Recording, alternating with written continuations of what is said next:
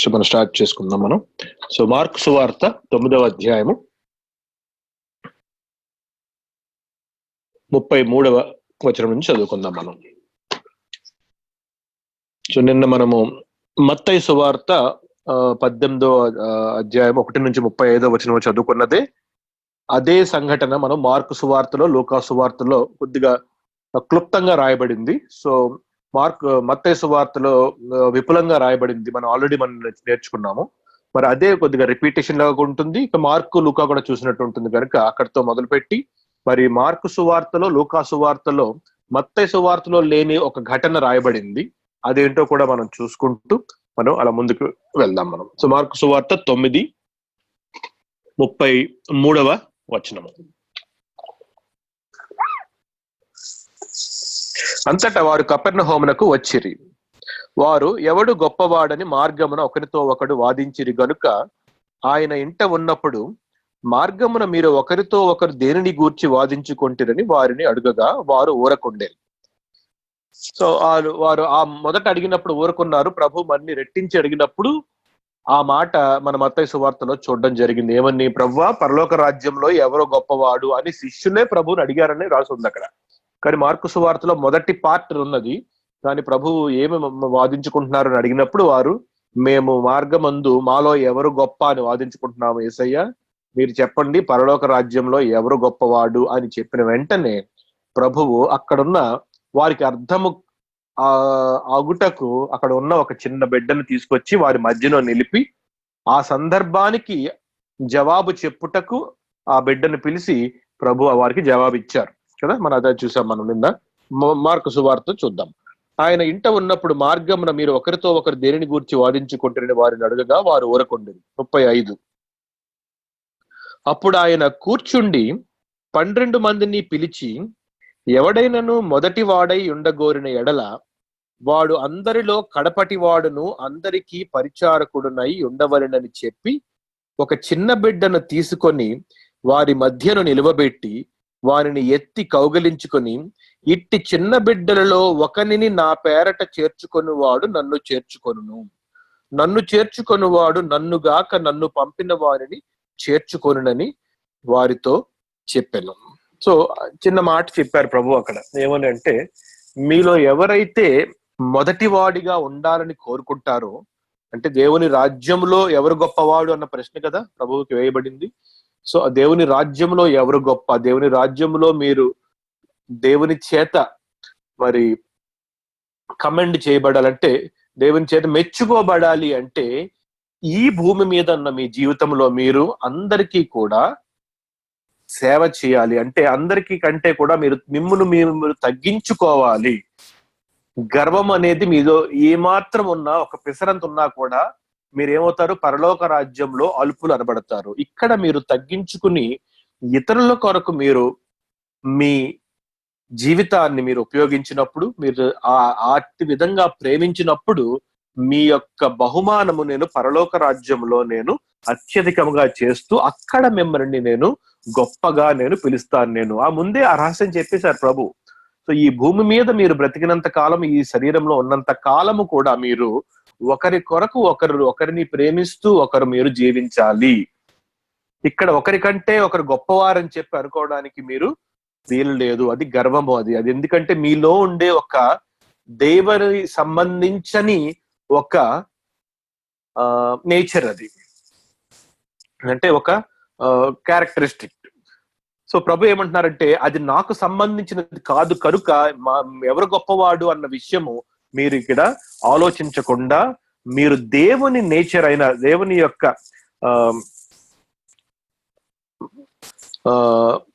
Characteristic అయిన ఆ తగ్గింపు అనేది మీరు అలవర్చుకొని ఒకరినొకరు ప్రేమించి ఒకరికొకరు లోబడి ఉండి ఇతరుల కొరకు మీరు జీవించిన ఎడల అప్పుడు పరలోక రాజ్యములో మీ బహుమానము గొప్పదిగా ఉంటుంది. అక్కడ మీరు గొప్పవారుగా పిలువబడతారు. సో వారికి జవాబు చెప్పేశారు చాలా స్పష్టంగా. ఎందుకంటే వారందరూ అప్పటిదాకా వాదించుకుంటున్నారు ఎవరు గొప్ప, మేము మనలో ఎవరు అని.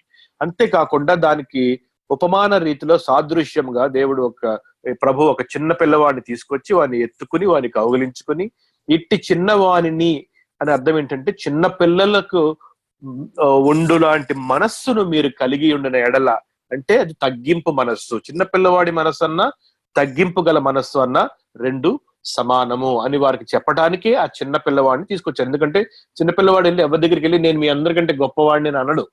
ఎందుకంటే వాడు చిన్న పిల్లవాడు, వాడు ఏమి చెప్పలేడు, అందరికంటే చిన్నవాడు. ఆ చిన్నతనంలోనే ఉన్నది అక్కడ ఆ రహస్యం అంతా.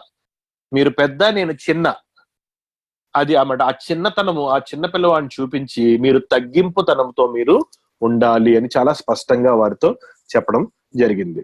సో అప్పుడు ఆయన కూర్చుండి 12 మందిని పిలిచి, ఎవడైనను మొదటి వాడై ఉండగోరిన ఎడల వాడు అందరిలో కడపటి వాడును, అందరికీ పరిచారకుడునై ఉండవలనని చెప్పి. అదే ఆ సేవ అనే మాట ఉపయోగించారు ప్రభు అక్కడ. తగ్గింపుదనమే కాకుండా మీరు ఒకరికి ఉపయోగపడాలి.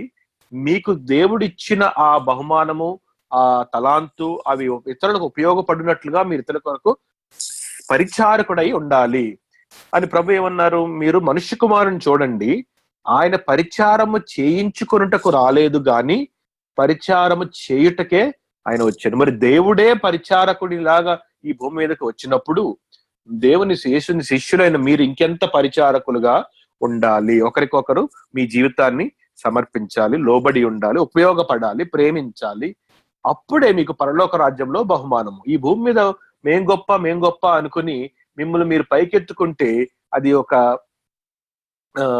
పరిమిత కాలము మిమ్మల్ని మీరు తృప్తిపరుచుకుంటున్నారు తప్పితే మీ నిత్య జీవంలో పరలోక రాజ్యంలో మీ బహుమానాన్ని మీరు కోల్పోతున్నారు. మీరు చాలా జాగ్రత్తగా ఆ విషయాన్ని మీరు గమనించి ఒకరికొకరు పరిచారము చేసుకోండి అని చెప్పి ఆ మాట ఇక్కడే కాకుండా ఆఖరణ మరి ప్రభువు పస్కా పండుగ ముందు వారితో భోజనం చేసినప్పుడు కూడా అది మరి ఎగ్జాంపులరీగా ప్రభు ఒక పని చేసి మరి చూపెట్టారు. మనకు అందరికీ తెలుసు. మరి పేతురు యొక్క కాళ్ళు, శిష్యుల యొక్క కాళ్ళు కడిగి ఆ మాట ఎగ్జాంపులరీగా ప్రభు చూపెట్టడం జరిగింది.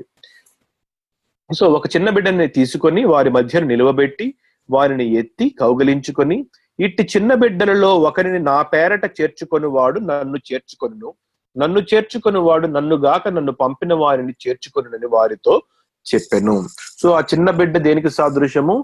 విశ్వాసి అయిన తగ్గింపు ఉన్న ఒక మనిషికి సాదృశ్యము. సో దేవుని బిడ్డలను ఎవరు చేరదీస్తారో వారందరికీ కూడా దేవుడు బహుమానం ఇస్తారు. ఏమంటున్నారు? మీరు విశ్వాసిని చేరదీస్తే నన్ను చేరదీసినట్టే. మీరు మీ ఫెలో బిలీవర్ ని మీరు చేరదీసినట్లయితే, వారితో ప్రేమగా మెలిగినట్లయితే, వారితో సహోదర భావంతో ఉన్నట్లయితే, ఆ మనిషిలో నేనున్నాను కనుక ఆ చిన్నవానిలో మీరు నన్ను చేర్చుకున్నట్టు, నన్ను చేర్చుకున్నవాడు నా తండ్రిని చేర్చుకున్నట్లే. సో మన అందరం కలిసి ఉంటాము, మరి విడివిడిగా ఉండము. అంటే ఒక మీ ఫెలో బిలీవర్ లోనే, నీ తోటి సహోదర విశ్వాసిలోనే క్రీస్తు ప్రభువు, తండ్రి, పరిశుద్ధాత్మ దేవుడు ఉన్నారు మనందరిలో కూడా. సో మనందరము పరస్పరము ప్రేమించుకున్నప్పుడు మనం ఎవరిని స్వాగతిస్తున్నాము? ఒక విశ్వాసిని స్వాగతిస్తున్నట్లయితే మన ప్రభు అయిన యేసుని, తండ్రి అయిన దేవుణ్ణి, పరిశుద్ధాత్మ దేవుణ్ణి మనము స్వాగతిస్తున్నాం. మనము అదే ప్రభు స్పష్టపరుస్తున్నారు. ఏమని? ఒకరిని నా పేరట చేర్చుకొని వాడు నన్ను చేర్చుకొనును, నన్ను చేర్చుకొని వాడు నన్ను గాక నన్ను పంపిన వారిని చేర్చుకొనునని వారితో చెప్పెను. సో అక్కడితో ఆ మాట మార్కు సువార్తలో అయిపోయింది. ఈ మత్తయి సువార్తలో 35 వచనాలు మనం ఎలాబరేట్ గా చూసాం. ఎందుకంటే ప్రభు ఇంకా ముందుకు వెళ్ళి, ఒకవేళ ఎవరన్నా నీ ఎడల తప్పిదము చేసిన ఎడల నువ్వు ఏ విధంగా ప్రతిస్పందించాలి అని 2 ఉపమానాలు తీసుకొచ్చారు. ఒకటి అవతల వ్యక్తికి సంబంధించిన పరిస్థితి, అతన్ని ఏ విధంగా నీవు మంచి మార్గంలోకి నడిపించడానికి ప్రయత్నించాలి. రెండవది, నీవు నీ మనస్సులో కల్మషం లేకుండా అతన్ని ఎన్ని మార్లైనా క్షమించడానికి సిద్ధంగా నువ్వు ఉండాలి అని ఆ 2 పక్కన పెట్టి ఆ మాటలు ప్రభు చెప్పడం జరిగింది. సో లూకా సువార్త అందరం కూడా 9వ అధ్యాయము 46వ వచనము. ఇదే ఇప్పుడు చదివిన ఈ చిన్న మాట, అంటే ఎవరు గొప్పవాడు అన్నదానికి ప్రభు ఇచ్చిన సమాధానము మనం లూకా సువార్త 9:46 నుంచి చదువుకుందాం. మనం లూకా 9:46. తమలో ఎవడు గొప్పవాడో అని వారిలో తర్కము పుట్టగా యేసు వారి హృదయాలోచన ఎరిగి ఒక చిన్న బిడ్డను తీసుకొని తన యొద్ద నిలువబెట్టి, సో ఇక్కడ ఏమని రాసుంది? యేసు వారి హృదయాలోచన ఎరిగి ఆ తర్వాత చిన్న బిడ్డను తీసుకొని అని ఉంది కదా. ఈ రెండిటి మధ్యలో మనం మార్కు సువార్త, మత్తయి సువార్తలు జరిగిన సంభాషణ మనం చూసాం కదా, అది జరిగింది అన్నమాట. ఇక్కడ లూకాలో క్లుప్తంగా వారి హృదయాలోచన ఎరిగి వెంటనే బిడ్డను తీసుకొచ్చారని రాస్తుంది. కానీ మధ్యలో ఏం జరిగింది? వారి హృదయాలోచన ఎరిగి మీరు ఏమి వాదించుకుంటున్నారు దారిలో అని ప్రభు వారిని అడిగినప్పుడు, వారు ఊరకున్నప్పుడు, మళ్ళీ రెట్టించి అడిగినప్పుడు, అప్పుడు వారు ప్రభువా మేము ఇలాగ ఎవరు గొప్పవాడు అని వాదించుకుంటున్నాము, మీరు చెప్పండి పరలోక రాజ్యంలో ఎవరు గొప్పవాడు అంటే, అప్పుడు ప్రభువు ఆ మాట చెప్పి ఎవరు మొదటి వాడు అవ్వాలనుకున్న వారు కడపటి వారుగా ఉండటం వల్ల అప్పుడు మొదటి వారు అవుదురు అన్న మాట చెప్పి, అప్పుడు చిన్న బిడ్డను తీసుకొని తన యొద్ద నిలువబెట్టి, ఆ కంటిన్యూషన్ లూకాలో ఉన్నదన్నమాట. సో అలాగ మనం అన్ని పొందుపరుచుకుని 3 సువార్తలు 4 సువార్తలు అప్పుడు మనకు పూర్తి అర్థము వస్తుంది. ఇది బైబిల్ గ్రంథము అది ముఖ్యంగా సువార్తలు చదివే పద్ధతి కదా, మనం నేర్చుకున్నాం ఇది. సో యేసు వారి హృదయాలోచన ఎరిగి ఒక చిన్న బిడ్డను తీసుకొని తన యొద్ద నిలవబెట్టి, ఈ చిన్న బిడ్డను నా పేరట చేర్చుకుని వాడు నన్ను చేర్చుకొనును, నన్ను చేర్చుకుని వాడు నన్ను పంపిన వారిని చేర్చుకొనును. ఇప్పుడే చదివాం మనం అక్కడ మార్కు సువార్తలో. మీ అందరిలో ఎవడు అత్యల్పుడై ఉండునో వాడే గొప్పవాడు. సో మీరు ఇక్కడ ఉన్న భూమి మీద మీరు అందరికంటే తక్కువ ఎవరు ఉంటారు? మీరు అడిగారు కదా ఎవరు గొప్పవాడని. మీరు అందరికంటే అల్పుడు, అందరికంటే సేవాభావం ఉన్నవాడు, అందరికీ సేవ చేస్తాను, నేను తగ్గించిన వాడు, నాకంటే మీరే ఎక్కువ అని ఎవరైతే అటువంటి ఆత్మ పరిస్థితిలో ఉంటారో వాడే పరలోక రాజ్యంలో గొప్పవాడు అని చెప్పి ప్రభువు అక్కడ ధృవీకరించడం జరిగింది. సో ఆ విధంగా మరి లూకా సువార్తలో కూడా క్లుప్తంగా రాయబడింది అన్నమాట ఈ చిన్న మాట, మార్కు సువార్త, లూకా సువార్తలో. సో అప్పుడు ఏం జరిగిందంటే ఇంకొక సంఘటన జరిగింది. ఆ మాట మార్కు లూకాలో ఉన్నది కానీ మత్తయి సువార్తలో రాయబడలేదు. సో మళ్ళీ మనం మార్కుకు వెళ్ళి ఆ సంఘటన అంటే ఆ సంభాషణ ఏంటో మనం చూద్దాం మనం. సో మార్కు సువార్త 9వ అధ్యాయము, ఈ 2 కూడా మనం ప్యారలల్ గా అటు ఇటు వెళ్దాం మనము. 38వ వచనము. సో మార్కు సువార్త 9:38 వచనము. అంతటా యోహాను, బోధకుడా, ఒకడు నీ పేరట దెయ్యములను వెళ్ళగొట్టుచు చూచితిమి, వాడు మనలను వెంబడించువాడు కాడు గనుక వానిని ఆటంకపరిచితమని చెప్పాను. అందుకు యేసు వానిని ఆటంకపరచకుడి, నా పేరట అద్భుతము చేసి నన్ను చులకనగా నిందింపగలవాడెవడునూ లేడు. మనకు విరోధి కానివాడు మన పక్షముననున్నవాడే. మీరు క్రీస్తు వారిని నా పేరట మీకు గిన్నెడు నీళ్లు త్రాగనిచ్చువాడు తనకు రావాల్సిన ఫలము పోగొట్టుకొనడని మీతో నిశ్చయముగా చెప్పుచున్నాను. సో ప్రభు ఒక మాట అన్నారన్నమాట. ఏమనంటే యోహాన్ వచ్చి, ప్రభువా నీ యేసు నామములో నీ పేరులో ఒక వ్యక్తి దెయ్యమును వెళ్ళగొడుతున్నాడు, కానీ ఎప్పుడు కూడా మీ దగ్గరికి రాలేదు, మనల్ని వెంబడించలేదు, మనతో పాటు లేడు, మీ మాటలు వినలేదు, కానీ అతను ఆ పని చేస్తున్నాడు, అందుకని మేము అతని దగ్గరికి వెళ్ళి ఏం చేసాం, మేము నువ్వు ఇలా చేయడానికి వీల్లేదు అని చెప్పొచ్చాం మేము అని అన్నాడు యోహాను. కానీ ప్రభు ఏమంటున్నారంటే అతను ఏం చేస్తున్నాడు మీరు గమనించండి. అతను నా పేరు మీద అంటే యేసుక్రీస్తు నామములోనే దెయ్యములు వెళ్ళగొడతాయి అన్న సత్యము తెలుసుకున్నాడు. యేసు నామమును అతను పైకెత్తుతున్నాడు కనుక నా నామములో నా పేరట ఆ పని చేయువాడు మనకి వ్యతిరేకి కాదు. అలా చేసి నన్ను చులకనగా చూసే పరిస్థితి ఉండదు కదా, రెండూ ఒకే మనిషి చేయలేడు కదా. సో కనుక మీరు ఏమర్థం చేసుకోవాలి, మన వెంబడించినా వెంబడించకపోయినా, మనతో పాటు ఉన్నా మనతో పాటు లేకపోయినా, యేసుక్రీస్తు నామమందు విశ్వాసం ఉంచి ప్రతి ఒక్కరూ కూడా దేవుని రాజ్యపు సంబంధులే. వారు మీకు పర్సనల్ గా వ్యక్తిగతంగా తెలియకపోవచ్చు, మీతో పాటు నడిచిండపోవచ్చు, మీరు విన్న మాటలు వినకపోవచ్చు, కానీ ప్రభువు యందు విశ్వాసం ఉందా లేదా అది ముఖ్యము. సో ఆ మాట నేర్పించారు అక్కడ యోహానికి. ఎందుకంటే రానున్న కాలంలో అనేక మంది అనేక ప్రదేశాల్లో ప్రభువుని నమ్మి విస్తరించిన కాలం రాబోతుంది కనుక అందరూ ఒకరినొకరు ఏ విధంగా దేవుని రాజ్య సంబంధులను స్వీకరించాలో, ఎవరైనా యేసుక్రీస్తు ప్రభువుని నేను విశ్వసించాను అని చెప్పి దృఢంగా నమ్మి ఆ సాక్ష్యం చెప్పి మన దగ్గరికి వచ్చినప్పుడు, మిమ్మల్ని ఎప్పుడు చూడలేదండి మీరెవరో నేను ఎవరో అని అంటామా మనము? అనం కదా. అతన్ని మనం స్వంత సహోదరుని వల్ల మనం స్వీకరిస్తాం మనం. ఎందుకంటే ప్రభువు రాజ్యవారసుడు, మన సహోదరుడు.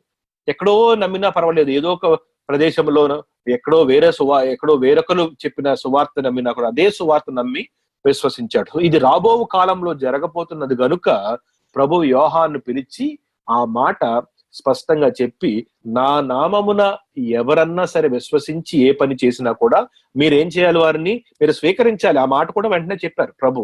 నెక్స్ట్ వస్తుంది ఆ మాట.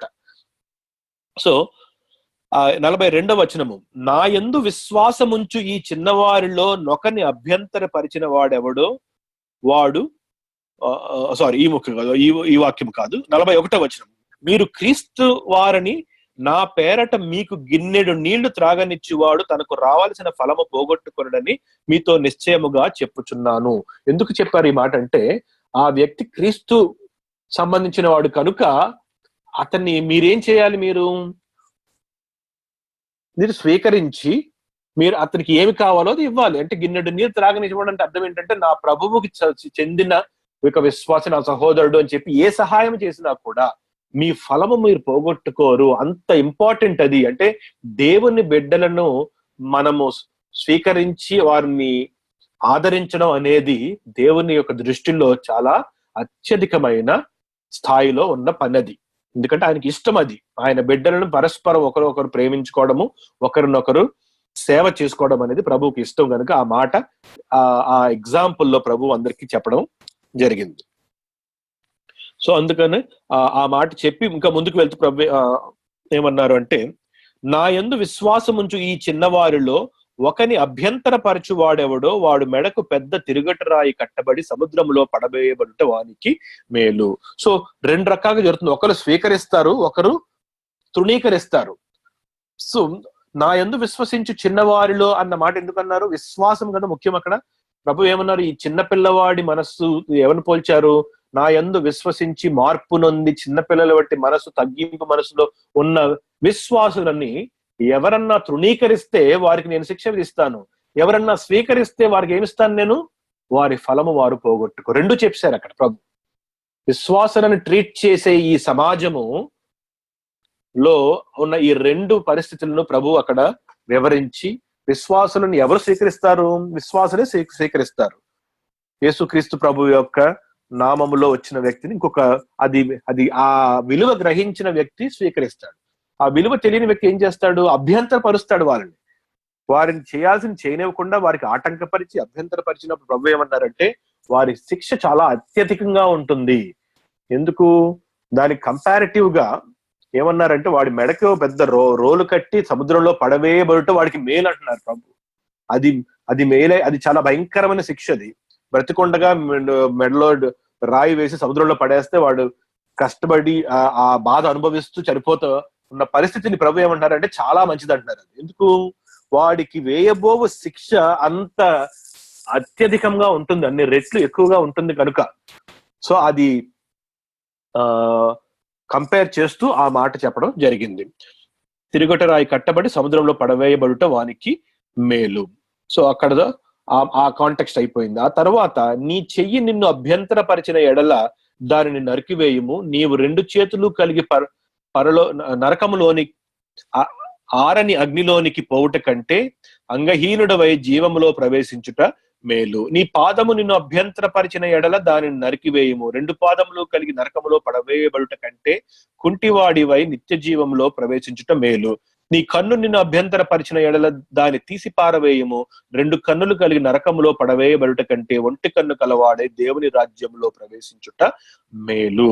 నరకమున వారి పురుగు చావదు, అగ్ని ఆరదు. ప్రతివానికి ఉప్పు సారము అగ్ని వలన కలుగును. ఉప్పు మంచిదే గాని ఉప్పు నిస్సారమైన ఎడల దేని వలన మీరు దానికి సారము కలుగజేతురు? మీలో మీరు ఉప్పు సారము గలవారై ఉండి ఒకరితో ఒకరు సమాధానముగా ఉండుడని చెప్పెను. సో ప్రభు ఏమన్నారంటే, ఎక్కడి నుంచి స్టార్ట్ చేశారో చూద్దాం. అసలు ఈ పెద్ద సంభాషణ స్టార్టింగ్ ఏమన్నారంటే, మీరు గొప్పవారు ఎవరు గొప్పవారు అన్న ప్రశ్నకి జవాబులో పార్ట్ కదా ఇది, మనకు తెలుసు. సో ఆ భాగంలో ఏమంటున్నారంటే, ఫస్ట్ ఏమన్నారంటే, మీరు మార్పు నొంది అని అన్నారు మత్తయి సువార్తలో. అంటే మనిషి మార్పు చెందకుండా ఆపివేయుటకు అతనికి అనేకమైన తన స్వకీయ పరిస్థితులు అడ్డు వస్తాయన్నమాట. తనలోని పాపము, తనకి ఇష్టమైన పాపము దేవుని దగ్గరికి రాకుండా అడ్డు పెడుతుంది. ప్రభు ఏమంటున్నారు? ఏ పాపమైతే నిన్ను అడ్డు పెడుతుందో దాన్ని నీవు తొలగించి పక్కన పడేయకపోతే, దాన్ని నీవు ఆ ద్వేషించకపోతే నీవు పరలోక రాజ్యంలోకి ఎంటర్ కాలేవు నువ్వు. సో నీ కన్ను, నీ పాదము, నీ చెయ్యి అని ఒకటి ఒకటి ఒకటి ఎందుకు చెప్పారు? రెండు రెండు ఉన్నాయి కనుక ఒకటి అంటే ఒక చెయ్యి గాని, ఒక కన్ను గాని, ఒక పాదము గాని నిన్ను అభ్యంతరపరిచిన ఎడల దాన్ని పక్కన పెట్టేసి నీవు రా అంటే ఏంటి? ఒకటి పోయినా పర్వాలేదు, రెండు కళ్ళు ఉంచుకుని నరకంలో వెళ్ళడం కంటే ఒక కన్ను ఉండి పరలోక రాజ్యంలో వెళ్ళటం మేలు అని ఎందుకన్నారు? ఆ సాదృశ్యంగా చెప్పడం ఏమిటి అంటే, నీవు నీ జీవితాన్ని కాపాడుకోవడానికి ఈ ప్రపంచంలో అన్ని నేను పొందుకోవాలి, అన్ని పాపములు నాకు కావాలి, అన్ని ఆనందములు నాకు కావాలి అని నువ్వు కోరుకుంటే నువ్వు ఏం కోల్పోతున్నావు? నువ్వు నీ పాపము యొక్క శిక్ష, నరకపు అగ్ని నీవు అనుభవించబోతావు నువ్వు. కానీ నువ్వేం చేయాలి? నీవు ఏ పాపం అయితే నీ మనసులో ఉందో, ఏ పాపం అయితే నీకు అడ్డు వస్తుందో దాన్ని ద్వేషించి యేసు దగ్గరికి పరిగెట్టుకుని వచ్చి క్షమాపణ అడిగి ఆయన యందు విశ్వసించినప్పుడు నీవేమవుతావు? నువ్వు పరలోక రాజ్యంలోకి వెళ్ళగలుగుతావు. ఏం కోల్పోతావు నువ్వు? ఈ భూమి మీద ఉన్న ఆనందం కోల్పోతావు నువ్వు. అది ఆనందమే అది. ఎందుకంటే అది ఎవరు కూడా తృణీకరించలేని నిజం. అది ఏమిటది? శారీరక ఆనందం. అది దాని పర్యావసానము నిత్య నరకము, అనేకమైన బాధలు, హృదయ బాధలు. కానీ శరీరానికి ఏమొస్తుంది? ఆనందం వస్తుంది. ఆనందం రాకపోతే ఎవరు కూడా ఈ శరీరేచ్ఛలు నెరవేర్చుకోరు కదా. ఇష్టపడి కొనుక్కుని ఎవరైనా శరీరేచ్ఛలు నెరవేర్చుకుంటారు ఈ ప్రపంచంలో? త్రాగుడు గాని, వ్యభిచారం గాని, జోదం గాని, ఏమన్నా సరే ఈ పాపపు విషయాలన్నీ కూడా, అవన్నీ కూడా మనిషి శరీరానికి ఆనందం ఇచ్చే విషయములు. అందుకనే ప్రభు ఏమంటున్నారంటే వాటిని కట్ చేసేయాలి. ఆ చెయ్యి గ్యాంగ్రీన్ వచ్చింది, అది ఆ చెయ్యి ఉంటే నీకు బాగానే ఉంటుంది. కానీ అంటే రెండు చేతులు నాకు ఉండాలి అని అనుకున్న పరిస్థితి ఉంటే నీకు ప్రాబ్లం ఏంటంటే ఆ చెయ్యి వలన వచ్చు పర్యావసానం ఏమిటి అంటే నువ్వు నరకంకి వెళ్ళిపోతావు. నువ్వు నీకు రెండు చేతులు ఉంటే నరకంకి వెళ్ళిపోతావు. నీవు ఒక చేయి నువ్వు పడేయాలి పక్కకి. అంటే నీలోని పాపపు మనిషిని సిలువకు అప్పగించాలి. కరెక్ట్ సాదృశ్యం అది.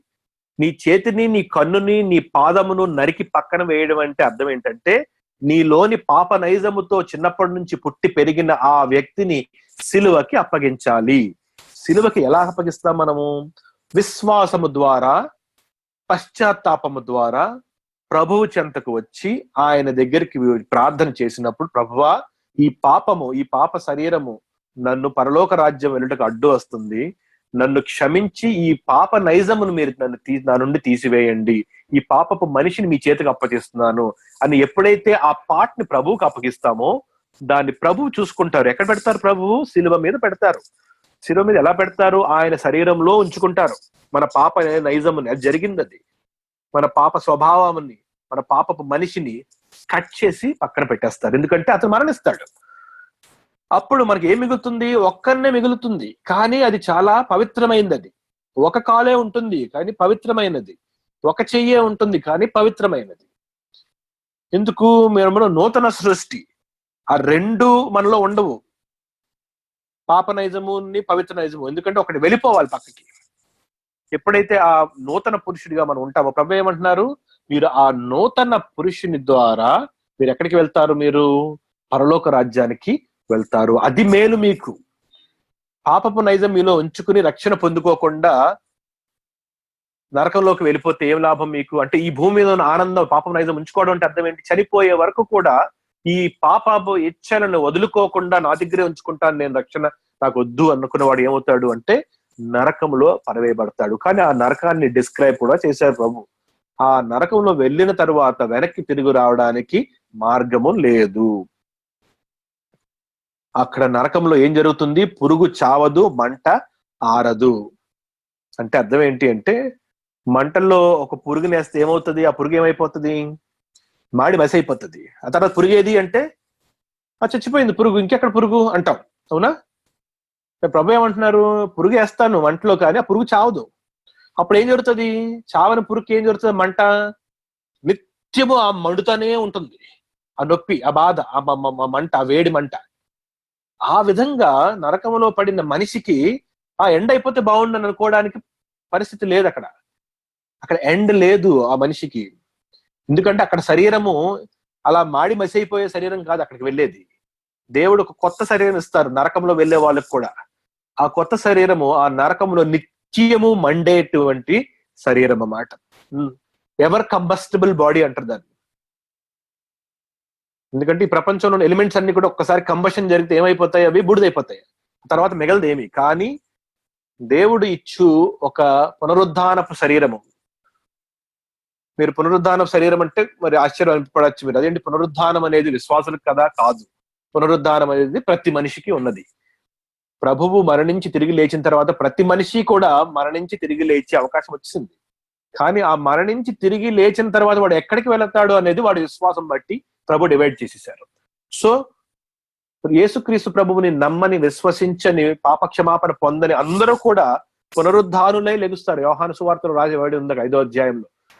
పునరుద్ధానులై లెగిచి శరీరం పొందుకొని, కానీ పురుగు లాంటి శరీరం అంటే మంటలో ఆరని పురుగు లాంటి ఒక శరీరం పొందుకొని నిత్య నరకంలో మండుతూనే ఉంటారు. ఎంతకాలము? అంతము లేని కాలము.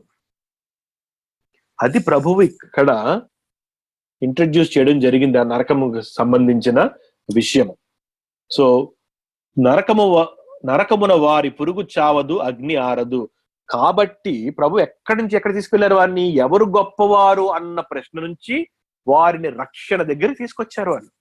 మీకు ఎక్కడ స్టార్ట్ అవ్వాలి? ముందు మీరు రక్షణ పొందుకోవాలి, అక్కడ మీరు మొదలవ్వాలి. మీరు రక్షణ పొందుకున్న తర్వాత మీరు ఏమవుతారు? మీరు దేవుడిచ్చిన మనసుతో, చిన్న పిల్లల వంటి తగ్గింపు మనసుతో మీరు ఉండాలి. ఒకరినొకరు అలా విధంగానే స్వీకరించాలి. మీరు ఇవన్నీ కూడా చెప్పారు వాళ్ళకి. ఒక్క మాట వారు అడిగిన ప్రశ్నకు తీసుకుని ఎన్ని జవాబులు వారికి చెప్పి వారు బోధించి, తర్వాత ప్రభువు పునరుద్ధానుడై పరలోక రాజ్యానికి వెళ్ళిపోయిన తర్వాత వీరందరికీ కూడా ఈ బోధ వారి హృదయంలో ఉన్నది గనుక వారు ఇవన్నీ కూడా విశ్వసించి ప్రభు దగ్గరికి వచ్చి ఆచరించి కూడా చూపెట్టారు. ప్రతి శిష్యుడు కూడా, ఇస్కరియోతు తప్పితే మిగిలిన ప్రతి శిష్యుడు కూడా ఈ ప్రేమను ప్రదర్శించారు, ఆ తగ్గింపుతనాన్ని ప్రదర్శించారు. ఇవన్నీ కూడా మనం అపోస్తలులు రాసిన కార్యం చదివితే మనకి అర్థమవుతుంది అంతా కూడా. సో అది ప్రభు వారికి బోధించిన మాటలు. ముందుకు వెళ్ళు. నరకమున వారి పురుగు చావదు, అగ్ని ఆరదు. 49, ప్రతివానికి ఉప్పు సారము అగ్ని వలన కలుగును. అంటే ఉప్పు సారం అంటే అర్థం ఏంటంటే, చూడు, ఉప్పు లోపల, ఉప్పు అనేది ఒక ఎలిమెంట్. జాగ్రత్తగా గమనిద్దాం ఈ మాట ఎందుకు ప్రభు చెప్పారు. ఓకే, సో ప్రతివానికి ఉప్పు సారము అగ్ని వలన కలుగును అన్న మాట. ఉప్పు అనేది తీసుకుందాం మనం. ఉప్పు అనేది మనకి సముద్రం నుంచి తీయబడిన ఒక కెమికల్ కాంపోనెంట్, మనందరికీ తెలుసు. అది లైట్ బ్రౌన్ కలర్ లో ఉంటుంది, లేకపోతే లైట్ గ్రే కలర్ లో ఉంటుంది. రైట్. సో ఆ ఉప్పు లోపల ఏముంటుంది? ఆ సోడియం క్లోరైడ్ యొక్క ఆ ఫ్లేవర్ ఉంటుంది. అందుకనే మన నోటికి, మన టేస్ట్ బడి తగిలినప్పుడు ఉప్పుగా ఉంటుంది. కానీ ఏమవుతుంది అంటే కాలక్రమేణా ఉప్పు ఆ కణం అలాగే ఉండిపోవచ్చు, కానీ ఉప్పు లోపలి ఉప్పదనం మాత్రం బయటకు వెళ్ళిపోయే అవకాశం ఉంది. ఉప్పదనం లేని ఉప్పు కూడా మనం చూడగలం మనం. కనుక ప్రభు ఏమంటున్నారంటే, నేను మిమ్మల్ని ఉప్పుతో పోలుస్తాను నేను. సో మీ శరీరము ఉప్పు కణం అయితే, మీలోని నా ఆత్మ, నేను ఇచ్చిన నూతన సృష్టి ఆ సారము అంటున్నారు ప్రభు. సో ఉప్పు సారము అగ్ని వలన కలుగును. ఎందుకు ఆ మాట అన్నారు అంటే, అక్కడ అగ్ని వలన కలుగును అంటే, ఆ ఉప్పు సారం అనేది నీవు పరీక్ష గుండా వెళ్ళినప్పుడు నీ సారము బయటకి వెళ్తుంది. అగ్ని ఎప్పుడు కూడా ప్యూరిఫికేషన్ కి సంబంధించిన మాట. అగ్నితో రెండు చేస్తారు ప్రభు. ఒకటి ప్యూరిఫికేషన్, రెండు డిస్ట్రక్షన్. విశ్వాసులకు ప్యూరిఫికేషన్, అవిశ్వాసులకు డిస్ట్రక్షన్, నాశనము. ఎందుకంటే అగ్నిలో వారి పురుగు చావదు, కానీ విశ్వాసులకు అదే అగ్ని, ఉప్పు సారము దానివల్ల కలుగుతుంది. అంటే దేవుడు టెస్ట్ చేసినప్పుడు మీరు ఈ ప్రపంచంలోని గోల్డ్ ఎలా రిఫైన్ చేయబడుతుందో అంతకంటే విలువైన మీ విశ్వాసము అని చెప్పి మనకి పత్రికలో రాయబడిన వాక్యం ఒకటి ఉన్నది. అంటే అర్థం ఏంటంటే, మనము వెళుతున్న కొద్దీ మనం ఏమవ్వాలి? సారవంతముగా అవ్వాలి. ఆ ఉప్పు సారం ఏ విధంగా కలుగుతుంది అంటే, మనం ప్రయాణించే మన జీవితంలోనే, మనం విశ్వాస జీవితంలోనే ఆ సారము మనకి వస్తుంది. ఆ ప్రతివానికి ఉప్పు సారము అగ్ని వలన కలుగును. ఉప్పు మంచిదే గాని ఉప్పు నిస్సారమైన ఎడల దేని వలన మీరు దానికి సారము కలుగజేతురు? ఉప్పు మంచిదే అంటే ఏంటంటే, ఆ ఉప్పు యాజ్ ఆ వైట్ కలర్ కాంపోనెంట్ గా అయితే అందరికి చూడంగానే పర్లేదండి, ఇది ఉపయోగపడుతుంది అంటారన్నమాట కదా, ఉపయోగపడే వస్తువు అంటారు. కానీ ఒక్కసారి నోట్లో పెట్టుకున్న తర్వాత అందులో ఉప్పుదనం లేకపోతే ఏం చేస్తారో వ్యక్తులు? చిచ్చి ఇదేం ఉప్పు అండి, అసలు ఉపయోగం లేనిది అని చెప్పి అదే ఆ వైట్ కెమికల్ కాంపోనెంట్ ని తీసి పక్కన పడేస్తారు. దానికి విలువ ఎక్కడి నుంచి వచ్చింది? అందులో ఉన్న సారము వలన వచ్చింది విలువ. అలాగే విశ్వాసికి విలువ ఎక్కడి నుంచి వస్తుంది? దేవుని యొక్క లైక్నెస్, ఆయన యొక్క స్వరూపము వలన వస్తుంది. దేవుని స్వరూపం మనలో ఉన్నప్పుడు మనకి విలువ కనపడుతుంది. దేవుని స్వరూపం లేకుండా నేను విశ్వాసనండి అంటే మరి దేవుని యొక్క పోలిక ఏది నీలో? దేవుని యొక్క ఏ నైజం నీవు ప్రదర్శించావు? ఏమీ లేదు అన్నప్పుడు ఏమవుతుంది? నీవు సారము లేని ఉప్పు వంటి వాడివి, దాన్ని తీసుకెళ్లి పక్కన పడేస్తారు. ఉప్పు మంచిదే గాని సారం ఉంటేనే మంచిది. మీరు ఉపయోగకరంగా ఉంటారు ఎప్పుడు మీలో సారము ఉంటేనే. ఆ సారము దేనికి సాదృశ్యము అంటే దేవుని యొక్క పోలిక, స్వరూపము, నైజము, ఆయన యొక్క క్యారెక్టరిస్టిక్స్ అండ్ నేచర్, స్వభావము, ప్రభువు యొక్క స్వభావానికి సాదృశ్యము. సో అందుకనే ఏమంటున్నారు? మీలో ఏం తెచ్చుకోమంటున్నారు శిష్యుల్ని? తగ్గింపుదనం తెచ్చుకోండి, అది నా స్వభావము. గర్వం అనేది ఈ లోక సంబంధమైన స్వభావం. మీరు ఎందుకు గర్వపడుతున్నారు ఒకరికంటే ఒకరు గొప్పవారని? మార్గమందు అక్కడ స్టార్ట్ చేశారు ప్రభు.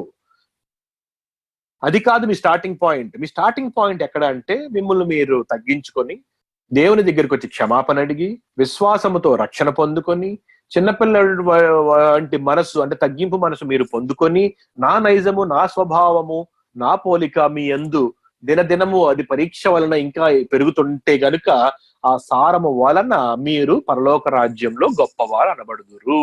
అది సారాంశము మొత్తం. ఈ ఎంటైర్ కాంటెక్స్ట్ కి ప్రభు అక్కడి నుంచి తీసుకొని ఇక్కడి వరకు తీసుకొచ్చి చెప్పారన్నమాట. రక్షణతో, అన్ని రక్షణతోనే ముడిపడి ఉంది. ఎవరు గొప్పవారు అంటే మీరు తగ్గించుకుంటే గొప్పవారు అంటే అయిపోయింది అక్కడ. ఆ తగ్గింపుతనం ఎలా వస్తుంది? పాపముతో పుట్టిన మనుషులందరికీ ఆ తగ్గింపుతనం రావాలి అంటే ఎక్కడ స్టార్ట్ అవ్వాలి అంటే దేవుని దగ్గర రక్షణ పొందుకోవాలి. రక్షణ అంటే ప్రభువుని విశ్వసించి పరలోక రాజ్యము పొందుకోవాలి, నరకము తప్పించుకోవాలి. దానికి ఏం అడ్డొస్తుంది? మీ పాప స్వభావమే అడ్డొస్తుంది. మీ ఒక చెయ్యి, ఒక కాళ్ళు, ఒక కన్ను గ్యారెంటీగా అడ్డొస్తాయి. ఎందుకంటే అవి ఇష్టంగా ఉంటాయి, అది ఉంచుకోవాలనిపిస్తుంది. పాప నైజము. ఎందుకంటే అది శరీరానికి ఆనందము, ఆత్మకి బాధ, బరువు, కానీ శరీరం వదులుకోవడానికి ఇష్టపడదు. సో ప్రభు ఏమంటున్నారంటే దాన్ని మీరు ఇష్టంగా అంటే ద్వేషించి బలవంతంగా మీరు పక్కన పెట్టి నా చేతికి అప్పగిస్తే దానికి మరణము నేను ఇచ్చి మిమ్మల్ని సజీవులుగా పరలోక రాజ్యంలోకి నేను, నిత్య జీవంలోకి నేను తీసుకువెళ్తాను. సో ఆ మాటతో ప్రభు మార్కు సువార్త 9వ అధ్యాయము 50వ వచనము ముగించడం జరిగింది. ఉప్పు మంచిదే గాని ఉప్పు నిస్సారమైన ఎడల దేని వలన మీరు దానికి సారము కలుగజేతురు? ఒకవేళ లేకపోతే దేని వల్ల సారము మీరేం చేయలేరు. మీరు ఆ ఉప్పు ఒకసారి పోయిందంటే లేనట్టే. మీలో మీరు ఉప్పు సారము కలవారై ఉండి ఒకరితో ఒకరు సమాధానముగా ఉండుడి. సో గొడవ పడద్దు, ప్రేమ చూపెట్టండి. ఆ ప్రేమ దేనికి సాదృశ్యము?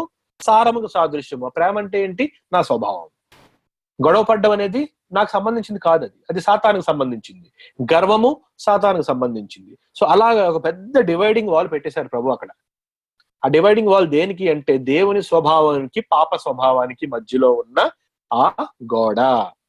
మీరైతే అటన్న ఉంటారా, ఇటన్నా ఉంటారా, అది వదిలి ఇటు రండి మీరు. అప్పుడు మీరు ఏం చేస్తారు?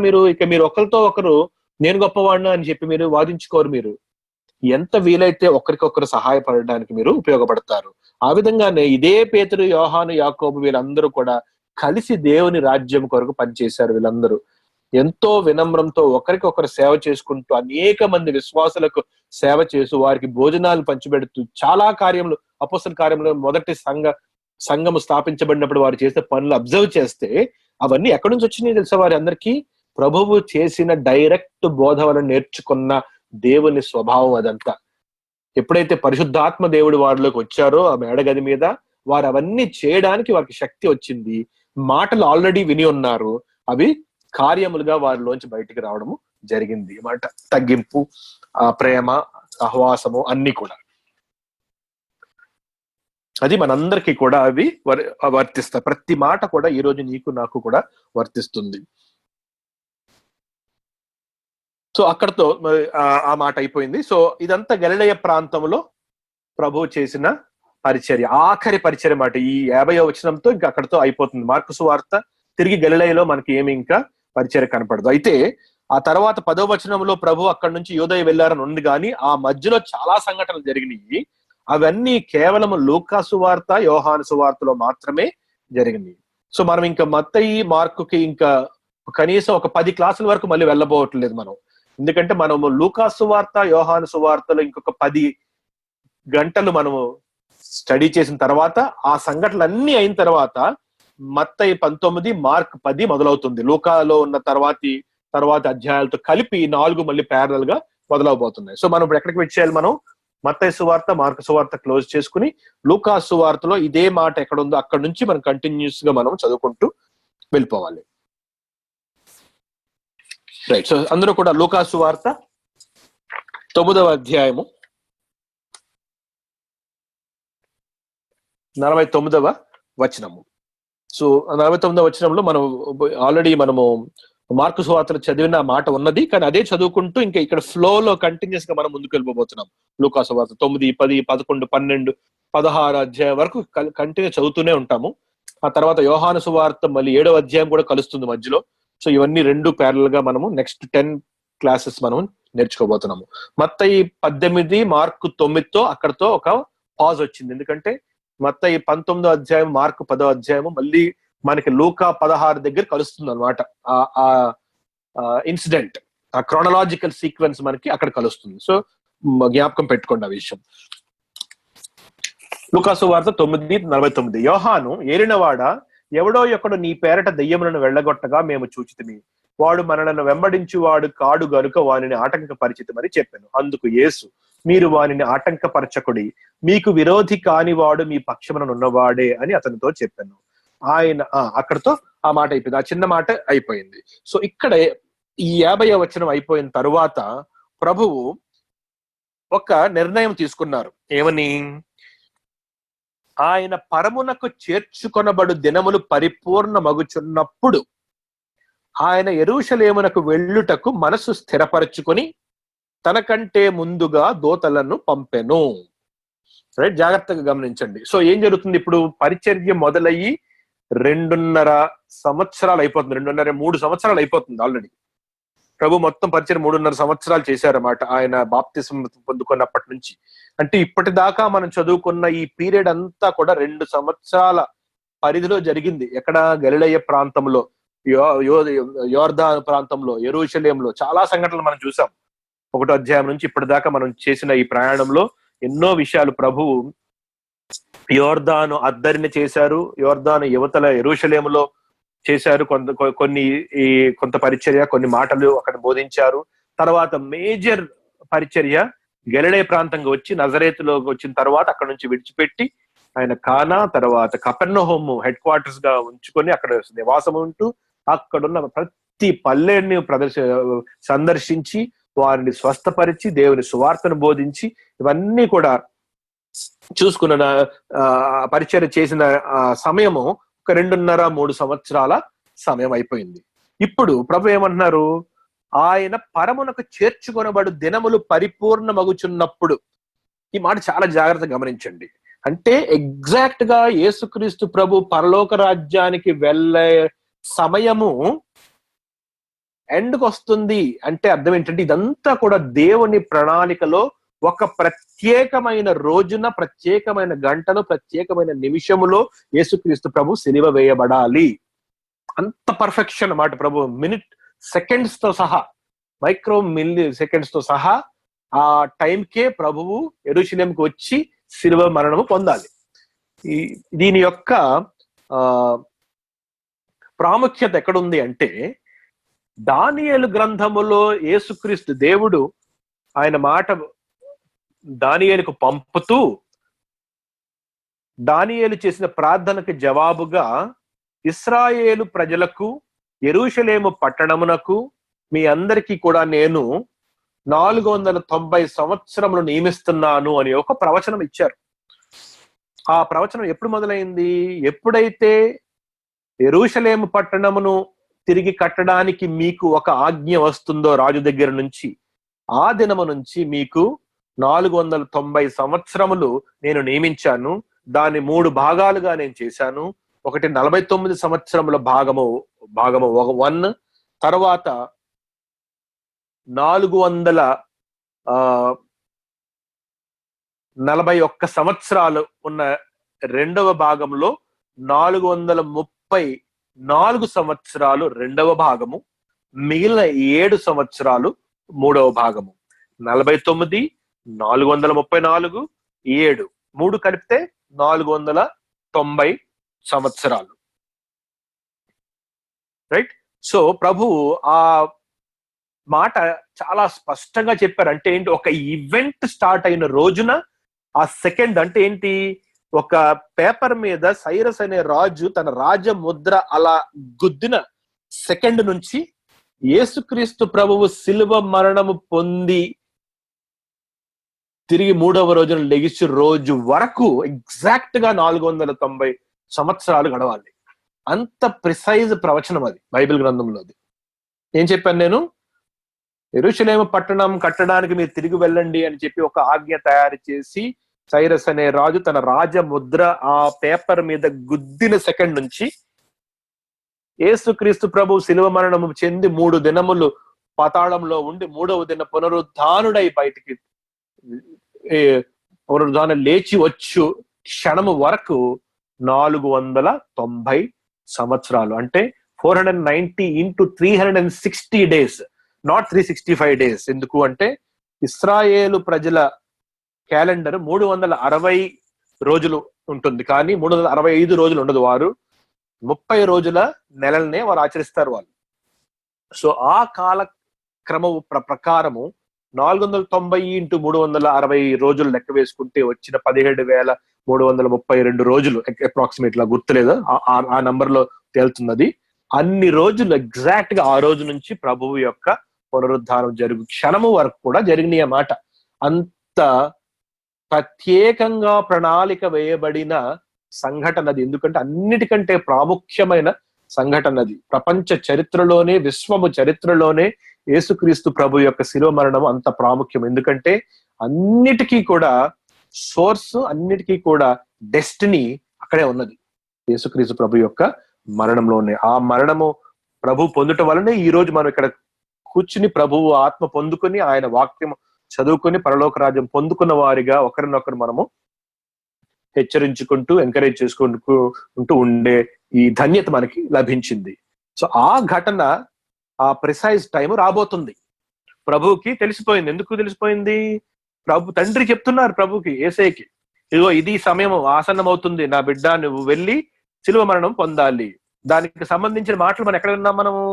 రూపాంతర కొండ మీద, అంటే కొండ మీద రూపాంతరం పొందినప్పుడు ఎవరు వచ్చారు ప్రభు దగ్గరికి? ఏలియా, మోషే వచ్చారు. వారు ఏం మాట్లాడుకున్నారు? యెరూషలేములో ప్రభువు జరిగించబోవు, నెరవేర్చబోవు నిర్గమమును గూర్చి వారు మాట్లాడుకున్నారు. సో అంత ప్రిసైజ్, అంటే టైం టేబుల్ ప్రకారము అన్ని కూడా జరగబోతున్నాయి. సో ఇప్పుడు ప్రభువు ఏం చేయాలి? ఇప్పుడు మరి ఆ గలిలయ ప్రాంతంను విడిచిపెట్టి వెళ్ళే సమయము వచ్చేసింది. ఎక్కడికి వెళ్ళాలి? యెరూషలేముకు వెళ్ళాలి. ఎందుకు? యెరూషలేము పట్టణ పరిధిలో మాత్రమే ప్రభు చనిపోవాలి. ఏ ప్రవక్త కూడా యెరూషలేము బయట చనిపోలేదంట. అది ఆశ్చర్యకరమైన విషయం. ప్రభు చెప్పిన మాటే అది. ఏ ప్రవక్త యెరూషలేము వెలుపల మరణించుట కుదరదు అని చెప్పి ఒక మాట అన్నారు ప్రభు. అందుకనే నేను యెరూషలేము పట్టణం లోపలికి వెళ్లాల్సిందే, తప్పదు. సో ఆ మాట చెప్పిన ప్రభు అక్కడి నుంచి బయలుదేరి రాబోతున్నారు అన్నమాట. సో నిర్ణయించుకున్నారు. సో 50వ వచనం ఏంటంటే లూకాసు వార్త 9:50, 51వ వచనము, ఆయన పరమునకు చేర్చుకొనబడు దినములు పరిపూర్ణ మగుచున్నప్పుడు, దగ్గర పడుతున్నాయని అన్నప్పుడు ఆయన యెరూషలేమునకు వెళ్ళుటకు మనసు స్థిరపరచుకొని తన కంటే ముందుగా దూతలను పంపెను. సో ఎక్కడికి పంపారు దూతలను అంటే మార్గము ముందన్నమాట. ఎందుకంటే జర్నీ ఎక్కడి నుంచి ఉంది? కపెర్నహూము, గలిలయ, నజరేతు ప్రాంతముల దగ్గర నుంచి యెరూషలేము వరకు వెళ్ళాలి. సో ఆ జర్నీ అంతా కూడా ఎక్కడెక్కడికి వెళ్ళాలి, ఎవరెవరిని కలవాలి, ఏమేమి చెయ్యాలి, అన్ని ప్రణాళిక ఉన్నది ప్రభువుకి. ఆయన వెళ్ళిన ప్రతి ప్రదేశము అన్ని కూడా తండ్రి అయిన దేవుడు ప్రార్థనలో ప్రభువుకి ప్రతి సెకండ్ మూమెంట్ గురించి చెప్పి పంపించారు.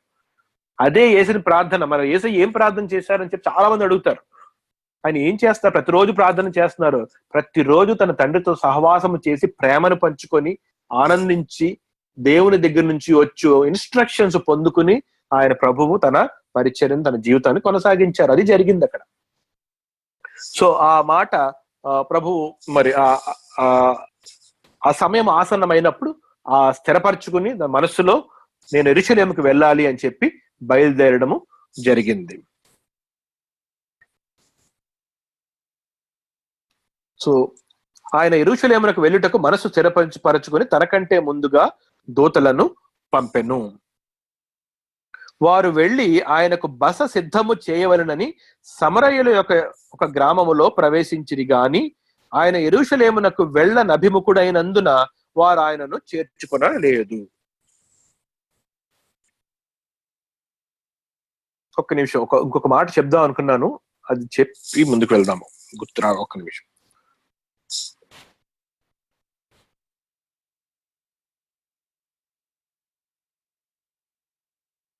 రైట్.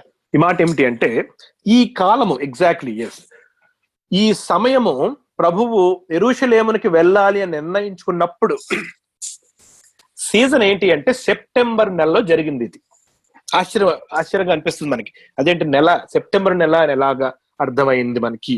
దానికి సంబంధించిన వాక్యం మనము రేపటి క్లాస్ లో చదువుకుంటాం, ఎందుకంటే అది నెక్స్ట్ యోహాను సువార్తలో రాబోతుంది. మేబీ ప్రాబబ్లీ ఈ రోజు మనం అక్కడికి వెళ్ళొచ్చేమో ఆ వాక్యానికి. సో ఏం జరిగింది అంటే, ప్రభువు యెరూషలేము పట్టణానికి వెళ్ళడానికి నిర్ణయించుకున్న సమయానికి అక్కడికి వెళ్ళడానికి గల కారణము ఏమిటంటే, ఆ సమయంలో గుడారాల పండుగ యెరూషలేములో జరగబోతుంది. ఈ గుడారాల పండుగ అనేది ఇశ్రాయేలు ప్రజలకి ప్రభువు ఇచ్చిన 7 పండుగల్లో ఒక పండుగ. సో ఆ పండుగ సమీపిస్తున్నప్పుడు యేసుక్రీస్తు ప్రభువు అక్కడి నుంచి బయలుదేరడానికి సిద్ధపడ్డారు. ఇది మనకి యోహాను సువార్త 7వ అధ్యాయం 1వ వచనం నుంచి మనకి కనపడుతుంది. సో మరి అది చదువుకుని ఇక్కడికి వద్దాం. అందరం కూడా మనం యోహాను సువార్త 7వ అధ్యాయము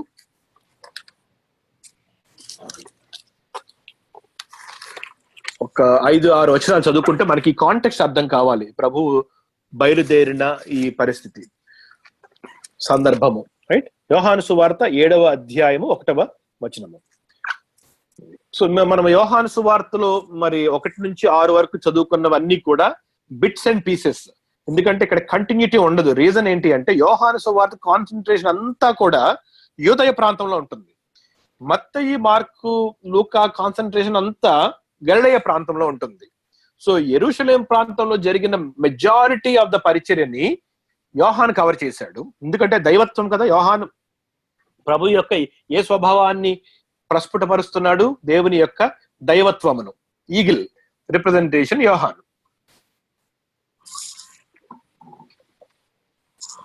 కనుక యెరూషలేము యూదయ ప్రాంతంలో జరిగిన కొన్ని బిట్స్ అండ్ పీసెస్ మాత్రమే, అంటే బిట్స్ అండ్ పీసెస్ అంటే రాయడంలో బిట్స్ అండ్ పీసెస్, తను కవర్ చేసింది మొత్తం ఎంటైర్ ఈవెంట్స్ అక్కడ. అయితే ఏం జరిగిందంటే, ఈవెంట్ కి మధ్యలో ప్రభువు మళ్ళీ తిరిగి గలిలయ ప్రాంతం వెళ్ళడము, యోహాను దాన్ని కవర్ చేయకుండా ఆ నెక్స్ట్ మళ్ళీ యెరూషలేం ప్రాంతానికి వచ్చినప్పుడు ఆయన చేశారు దాన్ని కవర్ చేయడము, మళ్ళీ ప్రభు వెనక్కి వెళ్ళిపోవడము. సో ఆ విధంగా యోహాను సువార్త రాయబడడం జరిగింది. కేవలము 5-6 అధ్యాయము మాత్రము పూర్తిగా రాయబడింది. ఎందుకంటే ఆ వాక్యంలో ప్రభువు శిష్యులకు బోధించిన ఆ మాట కేవలం ఇక్కడే ఉంది. అది ఏమని?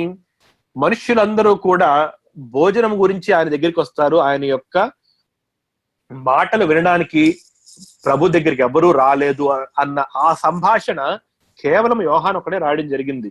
మత్తయి, మార్కు, లూకా ముగ్గురు కూడా అక్కడ జరిగిన సంఘటన రాశారు, కానీ అక్కడ జరిగిన సంభాషణలో ప్రభువు దగ్గరికి వచ్చిన శిష్యుల యొక్క ఆత్మీయ పరిస్థితి, దాని ప్రభువు ఎలాగ బయటికి తీసుకొచ్చారు, అక్కడ మనుషులందరూ ఎలా వెళ్ళిపోయారు అనేది మనం 6వ అధ్యాయంలో మనము చూసాము. అదే 6వ అధ్యాయం యొక్క ఆఖరి మాట. ఆ వెంటనే ఏం జరిగింది? ఇదంతా గలిలయ ప్రాంతంలో జరిగింది.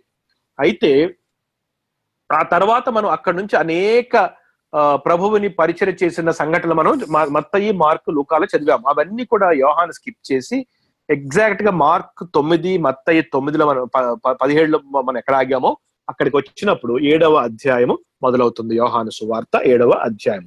అటు తరువాత యూదులు ఆయనను చంప వెదకినందున యేసు యూదయలో సంచరిన నొల్లక గలిలయలో సంచరించుచుండెను.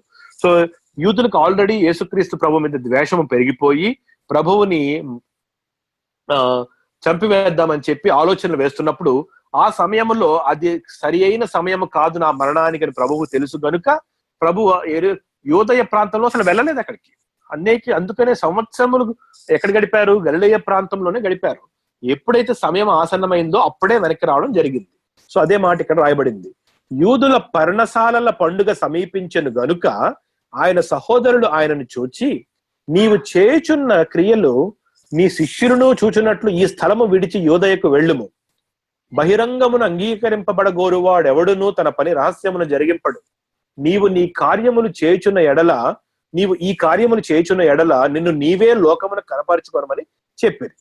సో వీళ్ళందరూ ఒక ఉచితమైన సలహా ఒకటి ఇచ్చేశారు యేసయ్యకి. ఎవరు? అన్నదమ్ములు, సొంత అన్నదమ్ములు. ఏమని?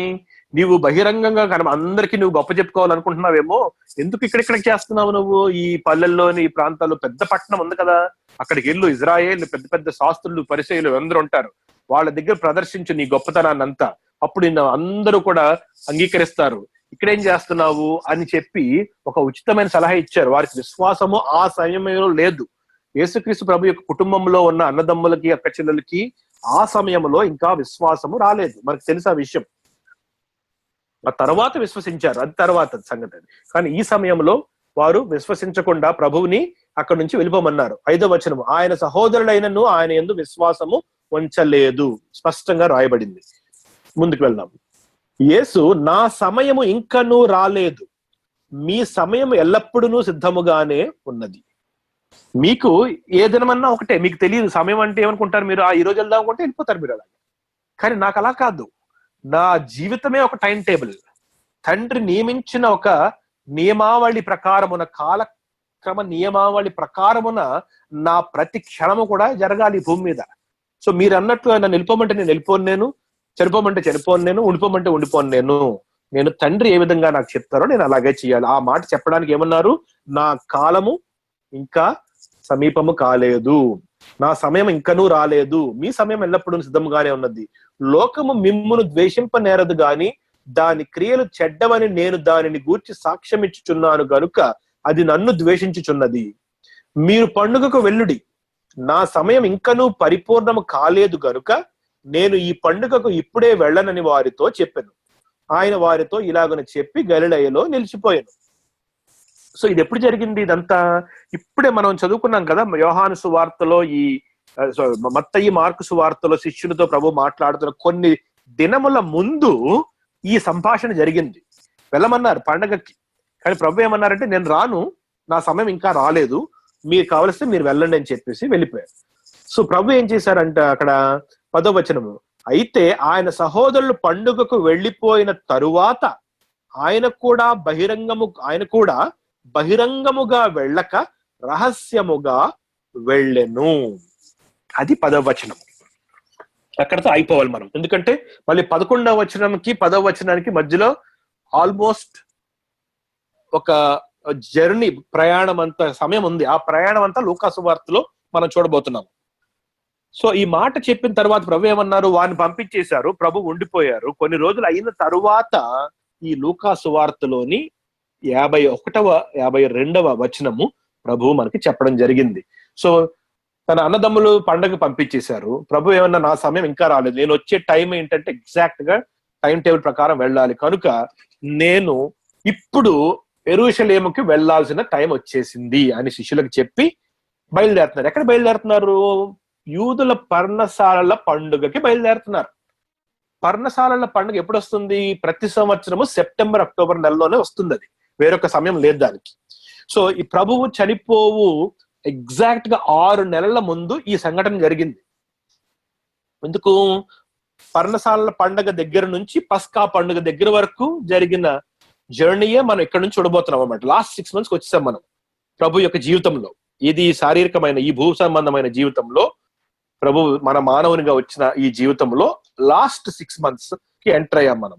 సో సెప్టెంబర్ లో ఉన్నారు ప్రభు, పర్ణశాల పండుగకి వెళ్ళాలి, వాళ్ళందరినీ పంపించేశారు, శిష్యులతో రహస్యంగా బయలుదేరుతున్నారు. అంటే బహిరంగంగా అంటే అందరికి చెప్పలేదు, యెరూషలేములో అందరికి ఇదిగో నేను వస్తున్నాను నేను అని చెప్పి వాళ్ళ అన్నదమ్ములు పంపించి దండోరా వేయించి వెళ్ళటం లేదు. ఆయన టైం టేబుల్లో ఆయన జర్నీ చేసుకుంటూ వెళ్ళిపోతున్నారు, ఆ పట్టణానికి ఈ పట్టణానికి, ఆ పల్లెకి పరిచయం చేసుకుంటూ యెరూషలేం బయలుదేరారు అన్నమాట.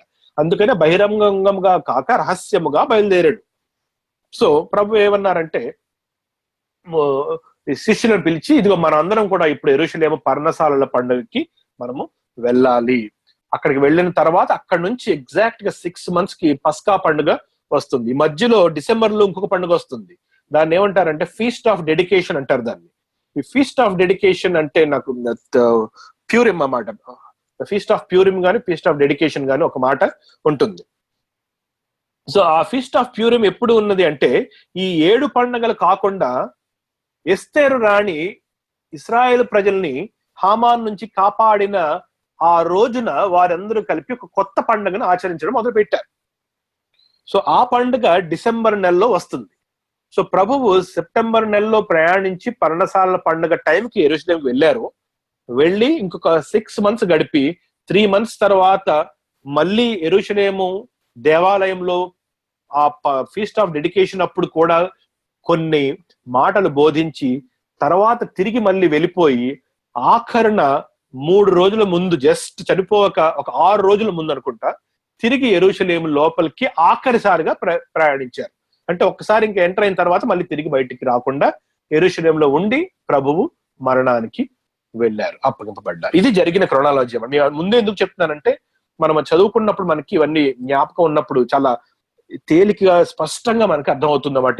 ఈ జర్నీ యొక్క స్పెసిఫిక్ డీటెయిల్స్ కానీ, సమయాలు కానీ, కాలం యొక్క డ్యూరేషన్ కానీ, సందర్భం కానీ, ప్లేస్ కానీ అన్ని కూడా మనకి ముఖ్యం, రైట్? సో అందుకని ఆ మాట చెప్దాం అనుకుంటే జ్ఞాపకం వచ్చింది.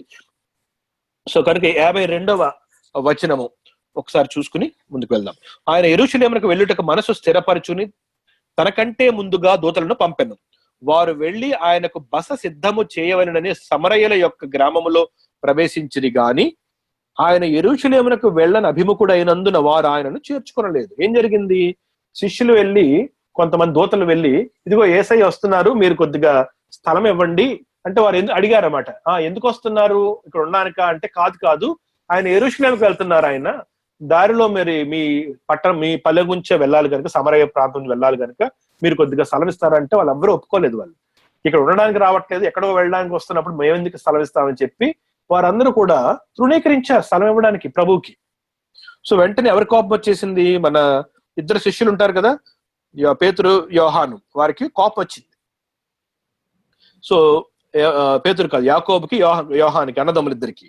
సో శిష్యులైన యాకోబును యోహానును అది చూచి, ప్రభువా, ఆకాశము నుండి అగ్ని దిగి వీరిని నాశనము చేయునట్లు మేము ఆజ్ఞాపించుట నీకు ఇష్టమా అని అడిగారు. అంటే చాలా ఏమంటారు దాన్ని, అన్నిటికంటే అవివేకమైన ఒక ప్రలాపన స్టేట్మెంట్ అన్నమాట. ఏమనన్నారు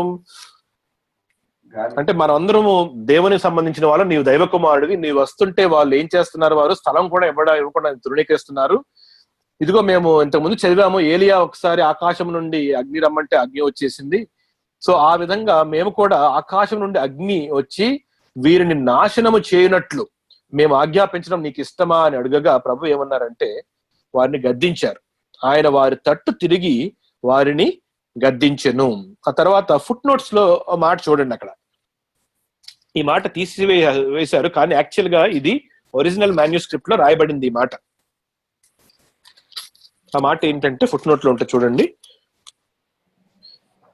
కొన్ని ప్రాచీన ప్రతులలో మీరు ఎట్టి ఆత్మ గలవారో మీరు ఎరుగరు, మనుష్య కుమారుడు మనుష్యుల ఆత్మను రక్షించుటకే గాని నశింప చేయుటకు రాలేదు అనెను. సో ప్రభువు వారిని గద్దించి, మీరు కత్తులు అవన్నీ కూడా దూసి మనల్ని ఎవరైతే మనకు విరుద్ధంగా ఉన్న వారిని చంపేద్దాం అని చెప్పి ఇలాంటి మాటలు నేను మాట్లాడొద్దు.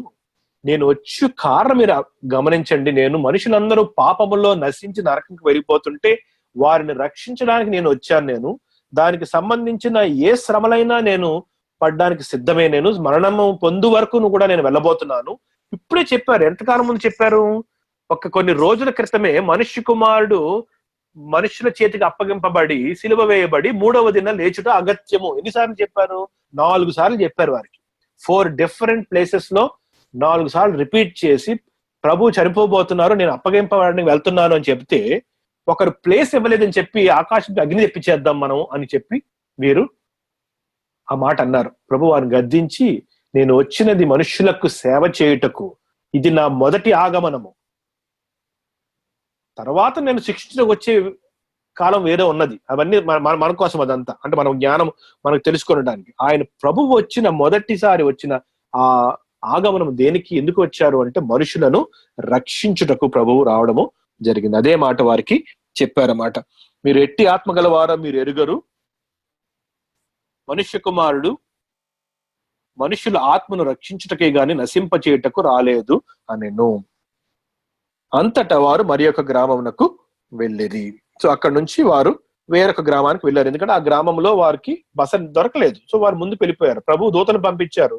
దూతల మాట అదే, అక్కడ ఉన్న మనుషులు వినలేదు, తిరిగి వచ్చారు. ప్రభువుకి బస లేదని చెప్పి ప్రభు ఏమన్నారంటే, పర్వాలేదు ముందుకు వెళ్ళిపోదాం మనం, వారిని ఏమీ అనద్దు మీరు అని చెప్పి ముందుకి వెళ్ళిపోవడము జరిగింది. వారు ఆ మార్గమును వెళ్ళుచుండగా ఒకడు, నీవెక్కడికి వెళ్ళును, నీ వెంట వచ్చిందని ఆయనతో చెప్పాను. సో అక్కడ మనుషులు కనబడుతున్నారు కొత్తగా. ఎందుకంటే ఇది ప్రయాణం జరుగుతుంది. కపెర్నహూము నుంచి యెరూషలేమునికి ప్రభు ప్రయాణము కొనసాగుతున్నప్పుడు ఒక్కొక్కరు ప్రభు తారసపడుతూ కొన్ని మాటలు అంటున్నారు. ప్రభువుని తెలుసుకుని, నువ్వెక్కడికి వెళ్తే నేను అక్కడికి వచ్చేస్తాను అన్నాడు అతను. అందుకు యేసు, నక్కలకు బొరియలను ఆకాశ పక్షులకు నివాసములను కలవు, కానీ మనుష్య కుమారునికి తలవాల్చుకొనుటకైనను స్థలము లేదని అతనితో చెప్పాను. ఎందుకు? ప్రభు ఇప్పుడు ఎక్కడికి వెళ్తున్నారు? కపెర్నహూములో ఉంటే ఒక ప్లేస్ లో స్థిరంగా ఉన్నారు కొంతకాలం, కొన్ని సంవత్సరాలు. ఇక్కడ జర్నీ ఏంటి? ఏ రోజు ఏ ప్రదేశంలో ఉంటారో ప్రభువుకు తెలియదు. అంటే కరెక్ట్ గా అక్కడ నేను ఉండిపోతాను అని చెప్పడం లేదు ప్రభు. నేను స్థిర నివాసం లేదు నాకు. నక్కలకి బొరి ఉంటుంది, అంటే సమయం అయినప్పుడు, రాత్రి అయినప్పుడు అవి వెళ్ళి తలదాచుకుంటాయి. ఆకాశ పక్షులకి నివాసములు ఉంటాయి, చీకటి పడితే వెళ్తాయి. నాకు మనుష్య కుమారుడు తల వాల్చుకొనుటకైనను స్థలము లేదు. ఇప్పుడే జరిగింది ఎగ్జాంపుల్. ప్రభు పడుకుని విశ్రాంతి తీసుకుని వెళ్దామంటే ఏం జరిగింది అక్కడ? వాళ్ళు ఏమన్నారు? వాళ్ళు ఇక్కడ ఉండడానికి వీలేదన్నారు. ప్రభు విశ్రాంతి బస చేయకుండానే ఇంకో గ్రామంకి వెళ్లాల్సి వచ్చింది అక్కడ. సో అదే చెప్తున్నారు. సో నీవు నాతో వస్తావా? ఇటువంటి విధంగా నిన్ను నీ సిలువ నీవు వెతుకుని రావడానికి సిద్ధంగా ఉన్నావా? రా. సో అని ఇండైరెక్ట్ గా అతనికి చెప్పారన్నమాట. నువ్వు వచ్చి నాతో కంఫర్టబుల్ గా నేను ఒక ప్రదేశంలో ఉంటాను, నా మాటలు రోజు విని మనం అందరం అనేక సంవత్సరాలు గడుపుతున్నావా అని నువ్వు అనుకోవద్దు. ఇక నా జర్నీ, నా ప్రయాణము వేరే విధంగా కొనసాగనుంది అని చెప్పి ఆ మాట చెప్పడం జరిగింది. ఆయన మరి ఒకరితో నా వెంట రమ్మని చెప్పాను. సో ఇంకొక వ్యక్తి వచ్చినప్పుడు ప్రభు ఏమన్నారు? ఆహ్వానించారు, నువ్వు కూడా నాతో పాటు రా అని. వాడేమన్నాడు? అతడు, నేను వెళ్ళి మొదట నా తండ్రిని పాతిపెట్టి వచ్చుటకు సెలవిమ్మని మనవి చేశాను. అర్థం ఏమిటంటే అక్కడ తండ్రి చనిపోలేదు. వాడు ఏమంటున్నాడంటే, నా తండ్రి ఉన్నాడు, నేను చూసుకోవాలి, ఆయన ముసలివాడై చనిపోయిన తర్వాత అప్పుడు నాకు సమయం ఉంటే అప్పుడు నువ్వు ఎక్కడున్నావో ఎదుక్కుంటూ వస్తాను నేను అన్నాడు అన్నమాట. అందుకు ఆయన, మృతులు తమ మృతులను పాతిపెట్టుకొననిమ్ము, నీవు వెళ్ళి దేవుని రాజ్యం ప్రకటించమని వారితో చెప్పాను. నువ్వు ఇంకా ఎంతకాలం శరీర సంబంధమైన మనుషుల గురించి ఆలోచిస్తూ దేవుని కార్యాలు పక్కన పెడతావు? ప్రయారిటీ మార్చొద్దు నువ్వు. మనుషులు ఎప్పుడు మనుషులతో ఉంటారు. ఎవరైనా చనిపోతే పాతి పెట్టడానికి వేరొక సహాయం చేస్తారు. కానీ నీవు దేవుని పని మీద రా, నువ్వు దేవుని రాజ్యం ప్రకటించి మొదలుపెట్టి, నువ్వు దాని వెనకాతలు మిగిలినవన్నీ సెకండ్ ప్రయారిటీ ఉండాలి. కానీ అది ప్రయారిటీ చేసి మార్చావు. నువ్వు ఏమన్నావు? నువ్వు, నేను దేవుని పని ఎప్పుడు చేస్తానంటే నా ఈ భూమి మీద ఉన్న ఈ రెస్పాన్సిబిలిటీస్ అన్ని పూర్తయిన తర్వాత అప్పుడు సమయం ఉంటే చేస్తాను అంటున్నావు. ప్రభు ఏమన్నారు? అది మృతులు చేసే పని. అది అంటే ఆత్మలో చనిపోయిన వాడు, నరకంకి వెళ్ళిపోయేవాడు చేసే పని. నీకు నన్ను వెంబడించి రావాలనుందా, రక్షణ పొందుకోవాలనుందా, నువ్వేం చేయాలి? నువ్వు అవన్నీ సెకండరీ అయిపోవాలి. ప్రైమరీ థింగ్ ఏంటి? నువ్వు నీ దేవుని యొక్క రాజ్యము ప్రకటించుట, దేవుని కొరకు నువ్వు జీవించుట, దేవుని పనుల మీద నువ్వు దృష్టి కేంద్రీకరించడం అనేది నీకు ప్రైమరీ ఫోకస్ అయ్యి ఉండాలి అని నేర్పించారు. మరి ఒకడు, ప్రభువా నీ వెంట వచ్చేదను, కానీ నా ఇంటనున్న వారి యొద్ద సెలవు తీసుకొని వచ్చేటకు మొదట నాకు సెలవమని అడుగగా, ఇంకోటి ఏమన్నాడు? నీ ఉన్న పట్టణంలో నేను ఉన్నాను, ఇటు నుంచి ఇలా వెళ్ళిపోవడానికి కొద్దిగా బాధగా ఉంది, ఒక్కసారి వెనక్కి వెళ్తాను, నేను అందరికి గుడ్ బై చెప్పేసి అప్పుడు వస్తాను నేను అన్నప్పుడు ప్రభు ఏమన్నారంటే, యేసు నా గట్టి మీద చెయ్యి పెట్టి వెనుక తట్టు చూచివాడు ఎవడును దేవుని రాజ్యమునకు పాత్రుడు కాడని వానితో చెప్పాను. అంటే వెనక్కి తిరిగి నువ్వు వెళ్ళి వచ్చే లోపల అసలు నీకు అవకాశం ఉంటుందో కూడా తెలియదు. నీకు సమయము అంత విలువైనది. దేవుని రాజ్యంలోకి దేవుడు ఇప్పటికిప్పుడు మిమ్మల్ని ఎవరన్నా ఆహ్వానిస్తుంటే ఒక్క రోజు ఆలోచిస్తారంటే దేవుడు ఏమంటున్నారంట, ఒక రోజు కాదు, ఒక నిమిషం కూడా నీకు ఎక్స్ట్రా ఉందో లేదో నీకు తెలియదు. నీకు ఆలస్యం చేయకు. నీవు ఇమ్మీడియట్, ఏ క్షణం నేను పిలిచానో ఆ క్షణం నువ్వు వస్తే నీవు పొందుకున్నవాడు అవుతావు. దేవుని కృప మనిషి ఎంతగా అవకాశం ఇస్తుంది పక్కన తర్వాత సంగతి అదంతా. కానీ ఆ ఆహ్వానం వచ్చిన తర్వాత మనిషి ఏమాత్రము ఆలస్యం చేయటం దేవునికి ఇష్టం లేదు. నేను వెనక్కి వెళ్ళి వస్తాను అంటే నువ్వు వెనక్కి వెళ్తే నువ్వు ఉండిపోతాను అక్కడ. అందరూ నేను ఉంచేయగలరు. నేను అక్కడ నీ మనసు మారిపోతుంది. సో నీకు అన్ని ఆటంకములు, అభ్యంతరాలు ఎదురవుతాయి. ఇవన్నీ పక్కన పెట్టి నాగటి మీద చేపెట్టినా వస్తావు అనుకుంటే ఇప్పటి నుంచే రా, ఇమ్మీడియట్ గా. ఎందుకు 2 రోజులు వెయిట్ చేస్తావు నువ్వు? ఎందుకు వెనక్కి వస్తానంటావు నువ్వు అని. సో 3 సందర్భాల్లో ముగ్గురికి 3 రకాలుగా బోధించారు. ఒకటి స్థలం గురించి చెప్పారు. అంటే ఆ జర్నీ అనేది ఎంత కష్టతరమైనది, ఇక్కడ నుంచి నా ప్రయాణము, నువ్వు ఆ విధంగా అన్ని విడిచిపెట్టి రాగలవా. ఇంకొకటి మృతులు ఈ లోక సంబంధమైన విషయాలు సెకండ్ ప్రయారిటీ పెట్టి హైయెస్ట్ ప్రయారిటీ నాకు ఇవ్వగలవా. 3 ఇమ్మీడియట్ టైం, 2 క్షణాలు కూడా ఆలస్యం చేయకుండా ఇమ్మీడియట్ గా నువ్వు నాతో పాటు రాగలవా. 3 సందర్భాల్లో ముగ్గురికి 3 మాటల్లో ప్రభు బోధించి అక్కడి నుంచి ఆ ప్రయాణాన్ని కొనసాగిస్తూ యెరూషలేముకి బయలుదేరారు. సో ఈ రోజుతో మనం ఈ బైబిల్ స్టడీని ఇక్కడితో ముగించుకుందాం. దేవుడు ఆయన వాక్యమును మనందరినీ కూడా ఆశీర్వదించుగాక. ఆమేన్.